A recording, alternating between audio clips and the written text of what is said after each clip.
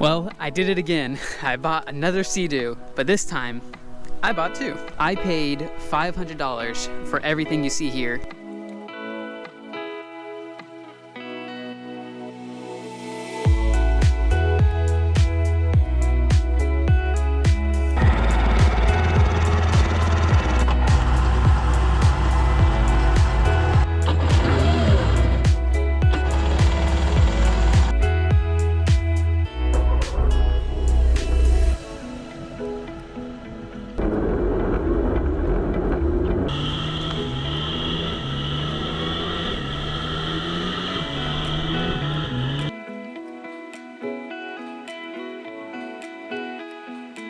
All new gas lines in the purple one, new oil lines. Same thing with the green one. I replaced most of the gas lines.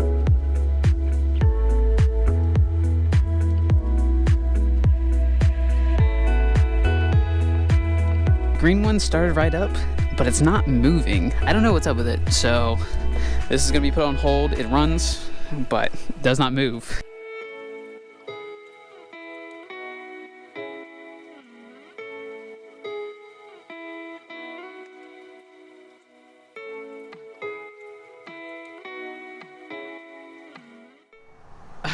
It's such a beautiful day in Florida right now. Perfect for working on these two Sea-Doos. These are my two really cheap Sea-Doos. I paid $500 for both these Sea-Doos with the trailer, with titles and everything. I got them running in the last episode. Carburetor clean, gas lines, oil injection pumps. I did the whole like kind of tune up to them and got them both running. This one we gotta look into later on this episode. It's not, the impeller's not spinning right now, so we'll have to dig into that. See what's going on with it. I'm not really sure. I haven't dealt with this issue yet, so it's something we're gonna learn later on. But for this episode, my main focus is on cleaning this thing up and getting it look hopefully completely different by the end of this episode. First thing we need to do is take off all these decals, start with a clean slate. These decals actually have paint over them, but luckily it's not like paint on the actual gel coat, it's paint on this decal that's underneath it. You can see right here I already took some of it off. It will come up, it's just it takes a while. To take these decals up, the best way I found is to use a rubber wheel. This is a rubber wheel. I use it for pretty much everything. Use it for cars. It takes up decals and pinstripes very nice and very quickly. If you do use it on a car, be careful though. It could eat through your paint, so you just gotta be very careful with it. I'll link one in the description if you guys are interested in buying one. I love mine. I need to order another one. It's getting a little low because I use it so often. But yeah, I'm going to attach this to one of my drills and start digging into it and get off all these decals. Yeah, let's go.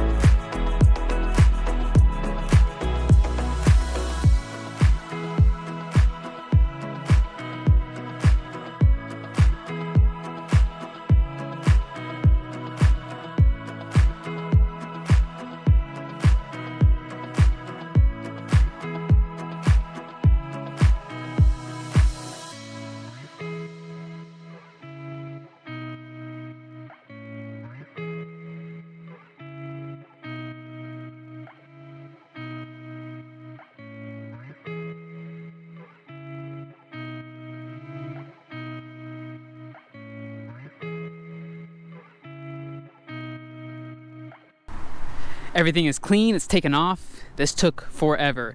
You may notice this gray stuff, that's just what I couldn't get up from the stickers. It's not a big deal because this is gonna be covered. Yeah, I got most of it off. I'm not really too worried about that. Also got the hydro turf off.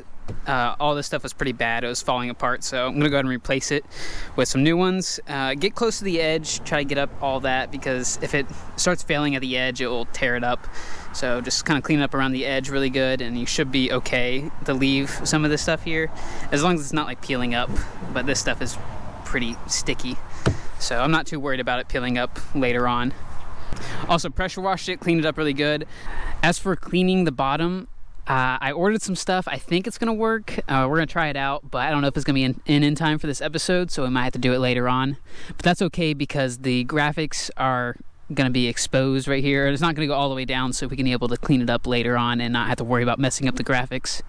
But that leads me to my next thing. I actually bought a complete wrap for this.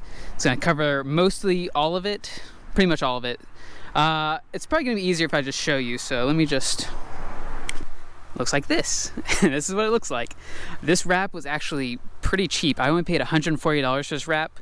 It was on sale on eBay, and I just hopped on it because I liked it. Also, it was the cheapest option that looked good, but I actually do like this a lot. There's a lot of other options out there. There's a lot more expensive, and this was a very good price. There is a problem with this wrap, though. This wrap is originally designed for a Sea-Doo XP. Now, the XPs and the SPIs and SPXs all have the same body. There's just differences between the hood, and the main difference between why this wrap won't work is because the hood. The hood wrap will not go on it. The XP hood actually has mirrors and a 3-gauge system up here. It doesn't look anything like this hood. So the only thing you can't use is the hood wrap. It's over here. Yeah, you just can't use those. But my plan is to paint this hood. I'm gonna clean it up anyway because it kind of got messed up a little bit. Paint this hood black to match the rest of it. I'm also planning on switching out this bump stop stuff. What is this called? It's called something, but it's black on my parts Sea-Doo. So I was planning on swapping these because I think it will look a lot better. Yeah, you see it's black over there. I think it will look a lot better with the black since all the other trim pieces are going black, and the gas nozzle thing's gonna go black. Everything's gonna go black and colorful. So paint the hood black. If it looks off or looks kind of weird, I can probably recreate this whole pattern design on here, paint it on there. I could probably do that. I just don't know if I could find the right colors. It might look a little tacky. I don't know. We're gonna paint it black first. If it looks off, then I'll try to recreate that.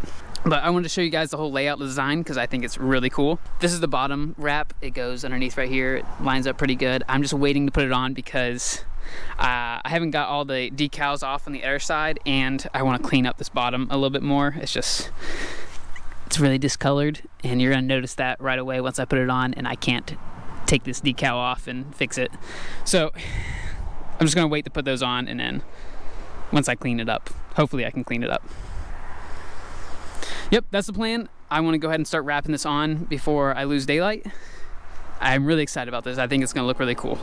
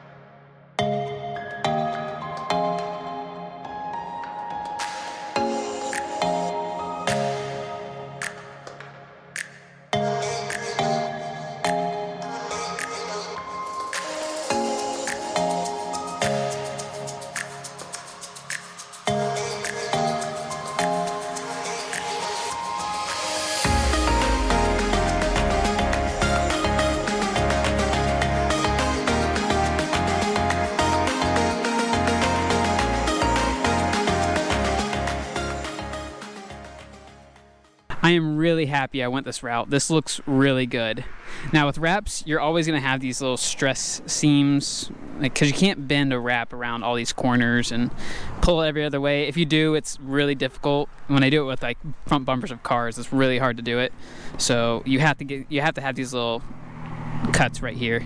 And the HydroTurf, just putting new HydroTurfs on just makes it look so clean. I really love it. Next up, I want to focus on the seat. Obviously the seat needs to be replaced. And from what it looks right now, it doesn't look to be in that bad a shape. It looks like the foam is good, but I already know the foam's gonna be a nightmare underneath. The foam isn't supposed to be like this absorbent. Here, let me show you on this one. It's pretty firm.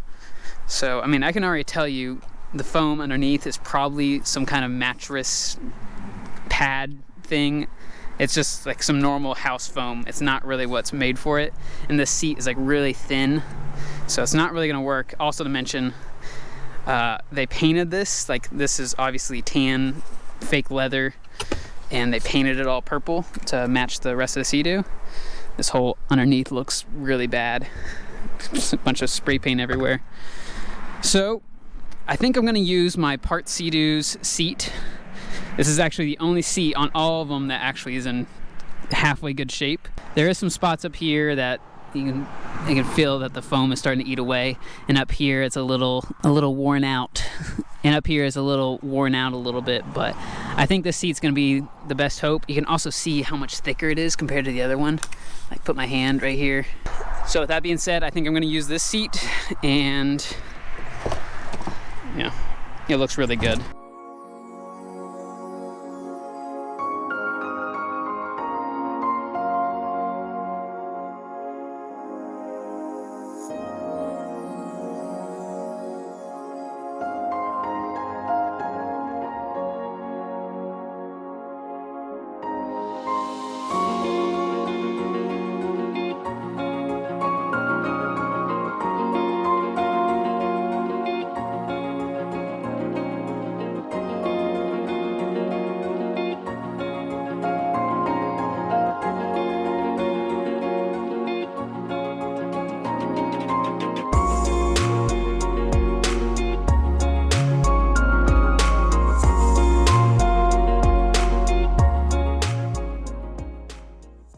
All right, ready to put the seat back together. Let me show you a little bit what I had to do to kind of clean up this foam a little bit. This is like a cloth, like wool material. It goes over a lot of seats, or really blankets and stuff, but you can use it for seats. I added a little bit more extra material right here where the foam is starting to eat away. Just kind of even it all out, make sure it's all nice and even, really.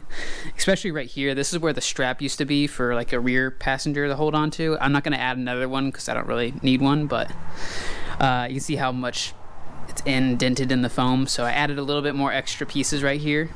And to keep these from moving around, I'm going to spray them with some spray adhesive, let it dry, and then cover the whole thing and spray it again. Make sure it doesn't move around whenever you're riding.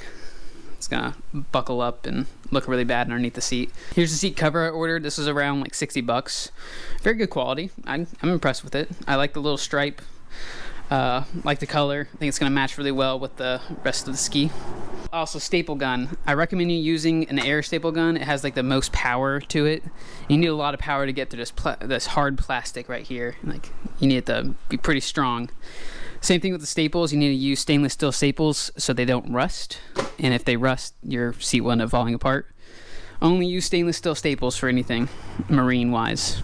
Those are some helpful tips if you are doing this yourself. All right, I'm gonna put this thing back together.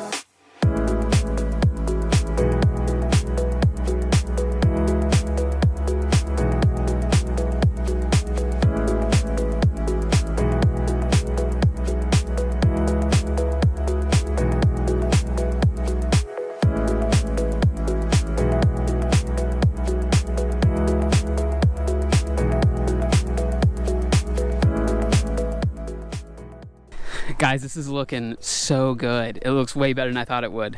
The seat's looking really good. It's starting to stretch out. These wrinkles are coming out. Sometimes you just can't help it when you're putting on a new seat. It'll wrinkle a little bit, but the sun really helps it if it's not like too bad of wrinkles. So this is starting to straighten out. I think another week or so and it's all gonna be pretty flat.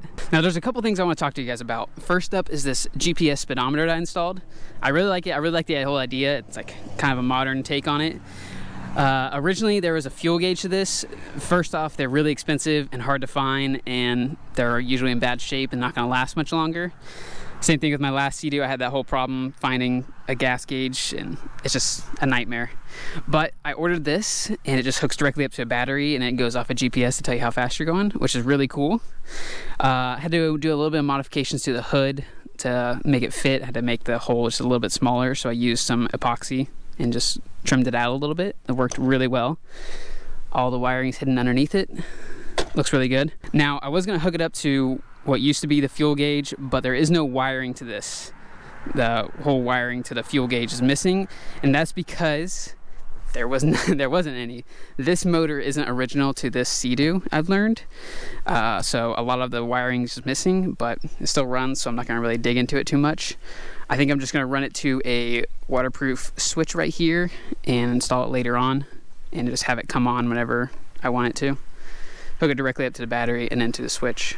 Next up, we need to talk about this chin pad because this thing is really ugly and gross, and yeah, we need to fix it.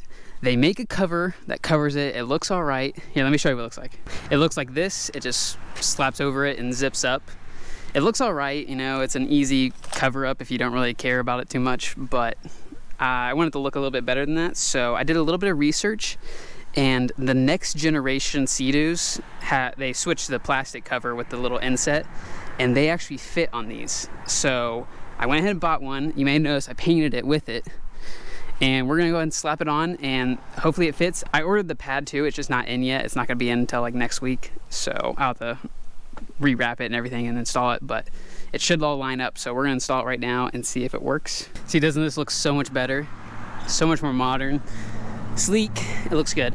The pad is obviously coming in. I think it will bolt right up. I might have to make like a little tiny bracket right there, but I'll show you guys if I need to.